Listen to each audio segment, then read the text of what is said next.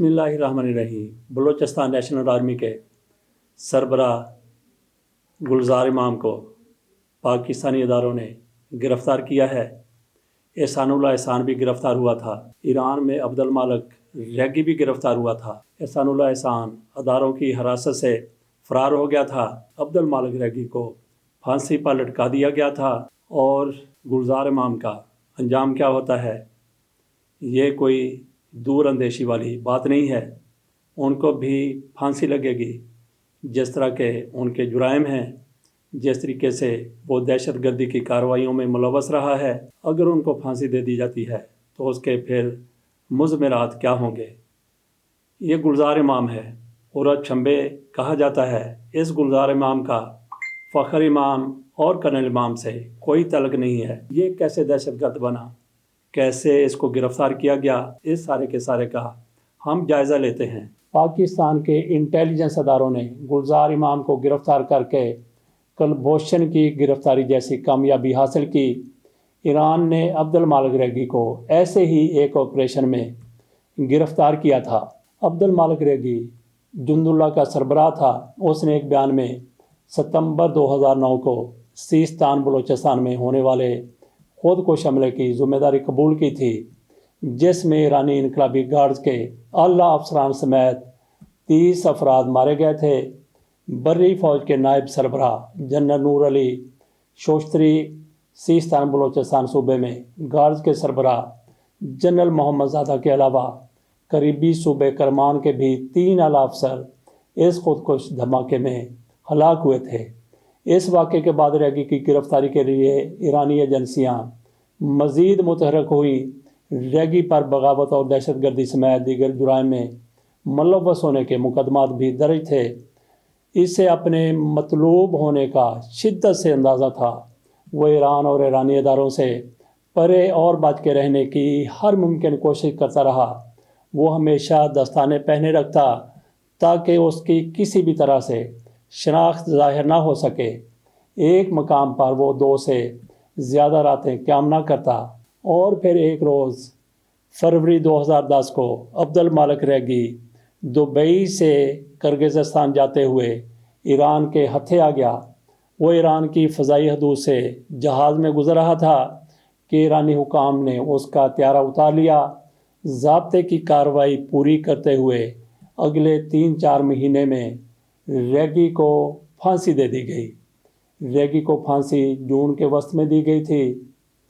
ईरानी ज़रा ये कहते हैं कि अब्दुल मालिक रैगी दुबई से किर्गिज़स्तान के हवाई अड्डे पर जा रहा था। यहाँ इसकी एक अमरीकी ओहदेदार से मुलाकात तय थी।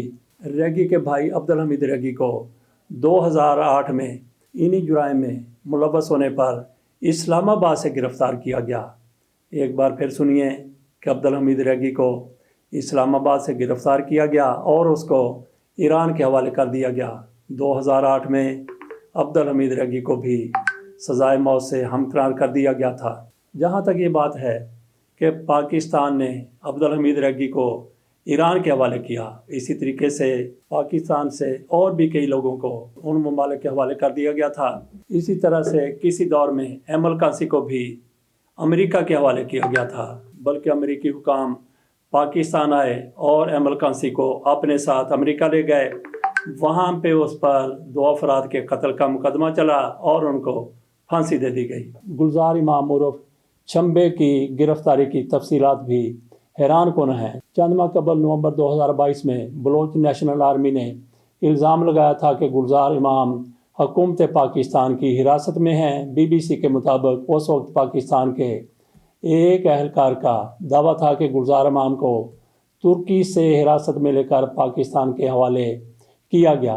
ISPR की जानिब से जारी करदा प्रेस रिलीज़ के मुताबिक गुलजार इमाम एक सख्त गिर अक्सरियत पसंद होने के साथ साथ कलअदम तंजीम बलोच नेशनल आर्मी के बानी और रहनुमा भी रहे हैं, जो बलोचिस्तान रिपब्लिक आर्मी BRA और यूनाइटेड बलोच आर्मी UBA के इंज़माम के बाद वजूद में आई थी।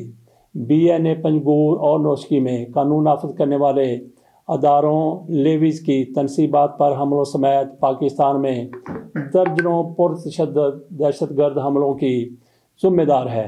اس کی کارروائیوں کا دائرہ کار لاہور اور جنوبی پنجاب تک پھیلا دیا گیا تھا۔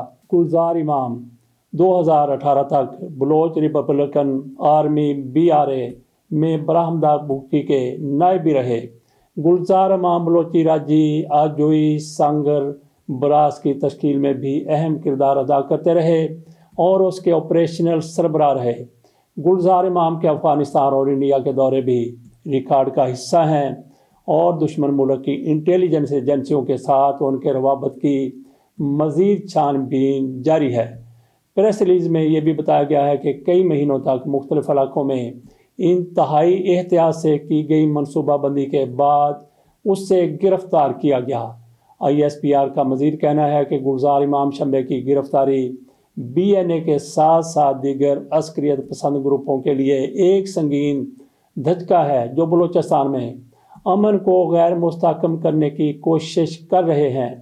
بلوچ نیشنل آرمی نے گلزار امام کی گرفتاری کی اطلاع گزشتہ سال ایک اعلامیہ میں جاری کی تھی، جس میں کہا گیا تھا کہ کچھ عرصہ قبل گلزار امام لاپتہ ہو گئے تھے، جس پر تنظیم نے تحقیقات کی اور مصدقہ شواہد سے معلوم ہوا کہ گلزار امام گمشدگی کے بعد پاکستان کے خفیہ اداروں کی تحویل میں ہیں۔ گلزار امام کا تعلق بلوچستان کے علاقے پنجگور پروم سے ہے۔ انہوں نے سن 2003 میں طلبہ سیاست میں قدم رکھا۔ اس وقت وہ بلوچستان اسٹوڈنٹس آرگنائزیشن یعنی BSO امان گروپ میں تھے، اور جب 2006 میں BSO کے تمام دھڑوں کا انضمام ہوا اور BSO آزاد کا قیام عمل میں آیا تو وہ BSO پنجگور ریجن کے صدر منتخب ہوئے۔ گلزار کے بھائی ناصر امام بھی عسکریت پسند تنظیم مجید بریگیڈ میں رہے ہیں۔ پنجگور میں گزشتہ برس FC ہیڈ کوارٹر پر حملے میں وہ ہلاک ہوئے تھے۔ BSO کے خلاف جب حکومت پاکستان نے کریک ڈاؤن شروع کیا تو گلزار امام پہاڑوں پر چلے گئے اور انہوں نے بلوچ ریپبلکن آرمی میں شمولیت اختیار کی اور اس کے کمانڈر بن گئے۔ پاکستان کے اداروں کا دعویٰ ہے کہ BRA کے سربراہ برہمدار بگٹی ہیں اور نواب اکبر بگٹی کی ہلاکت کے بعد یہ عسکریت پسند تنظیم قائم کی گئی تھی۔ BSO آزاد کے سابق مرکزی رہنما پردھان بلوچ کا کہنا ہے کہ جب استاد اسلم اچھو اور بشیر زیب نے مری سرداروں سے لا تعلق ہو کر بلوچ لبریشن آرمی پر اپنی گرفت مضبوط کی اور مقامی فیصلے لیے تو اس سے متاثر ہو کر گلزار امام نے بلوچ ریپبلکن آرمی میں پہلے اپنا دھڑا بنایا، اس کے بعد بلوچ نیشنلسٹ آرمی یعنی BNA کا قیام عمل میں لائے۔ گلزار امام نے اپنے ایک انٹرویو میں کہا تھا کہ ان کے بنیادی اختلافات قیادت کی طرف سے حکومت پاکستان سے مذاکرات کی کوشش سے شروع ہوئے۔ ان کا کہنا تھا کہ جب تنظیمی اور قومی فیصلے درباری لوگ کریں تو وہاں تنظیم اور قوم کو سنبھالنا مشکل ہوتا ہے۔ BRA اور UBA کے دھڑوں کے ساتھ مل کر گلزار امام نے بلوچستان نیشنل آرمی کی بنیاد رکھی اور اس کی کارروائیوں کا دائرہ لاہور اور جنوبی پنجاب تک پھیلا دیا گیا۔ طالبان افغانستان سے اب بلوچ عسکریت پسندوں کو نکال رہے ہیں۔ اب ان کے پاس دو آپشنز ہیں، یا تو یہ بلوچ علیحدگی پسند لیڈر ایران چلے جائیں یا پاکستان میں رہیں، تاہم ایران کی شرائط بہت سخت ہیں۔ گلزار امام، کلبھوشن اور عبد المالک ریگی جیسی سزا کا مستوجب ہے۔ شاید ایسا ہی ہو، عبد المالک ریگی کو پھانسی لگی، اس کی جگہ کوئی اور لیڈر اس تنظیم کا سربراہ بن گیا، وہ بھی وہی کرے گا۔ گلزار امام، کلبھوشن اور عبد المالک ریگی جیسی سزا کا مستوجب ہے۔ شاید ایسا ہی ہو، عبد المالک ریگی کو پھانسی لگی، اس کی جگہ کوئی اور لیڈر اور کمانڈر تنظیم کا سربراہ بن گیا، وہ وہی کچھ کر رہا ہے جو ریگی نے کیا تھا۔ گلزار امام کے ساتھی بھی ایسا ہی کریں گے۔ گلزار امام کی پھانسی سے بلوچستان نیشنل آرمی کا وجود ختم ہو جاتا ہے تو اسے کل صبح سے پہلے پھانسی لگا دی جائے، مگر ایسا ممکن نہیں ہے۔ BNA کی شدت پسندی مزید بڑھے گی۔ ریاست شدت پسند بلوچ دھڑوں کو قومی دھارے میں لانے کے لیے کوشاں رہی ہے۔ گلزار امام کو بھی قومی دھارے میں لانے کی ہر ممکن کوشش کی جائے۔ اس کے سارے ساتھی تو نہیں، البتہ کئی اس کے ساتھ آنے پر تیار ہو سکتے ہیں۔ ہو سکتا ہے کہ اداروں کی پہلے سے یہی سوچ ہو۔ 17 اپریل 2017 کو ایک خبر میڈیا پر بڑی نمایاں ہوتی ہے۔ DGISPR میجر جنرل آصف غفور نے کہا کہ کالعدم تحریک طالبان کے ترجمان احسان اللہ احسان نے خود کو سیکورٹی فورسز کے حوالے کر دیا ہے۔ فروری 2020 کو بھارتی میڈیا کے ذریعے خبر سامنے آتی ہے کہ احسان اللہ احسان فرار ہو گئے ہیں۔ اس کی تصدیق بھی ہو گئی۔ احسان اللہ احسان نے بھی اپنی آڈیو جاری کر دی۔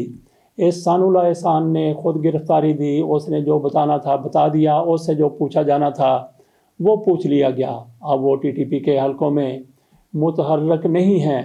اس کی گرفتاری سے پہلے اور اس کے فرار کے بعد کالعدم TTP آیا مضبوط ہوئی یا کمزور، اس بارے میں ادارے ہی بتا سکتے ہیں۔ گلزار امام عرف شمبے کا کیا کرنا ہے، کیا کام لینا ہے؟ ادارے ہماری سوچ سے کہیں زیادہ آگے کا سوچتے ہیں۔ ایسے لوگوں کی ہمیشہ نگرانی کی جاتی ہے۔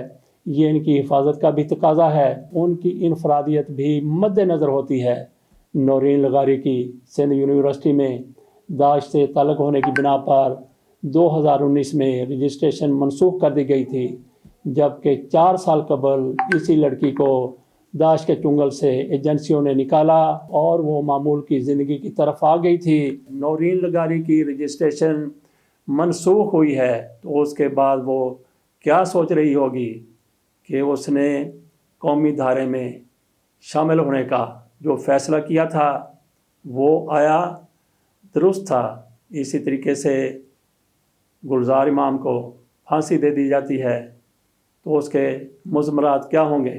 اس پر ہمارے اداروں کو سوچ بچار کر لینا چاہیے۔ کوشش کریں کہ ایسے لوگ قومی دھارے میں شامل ہوں۔ قومی دھارے میں یہ لوگ شامل ہو جاتے ہیں تو ان کو پھر لاوارث بھی نہیں چھوڑ دینا چاہیے۔ اجازت دیجیے، اللہ حافظ۔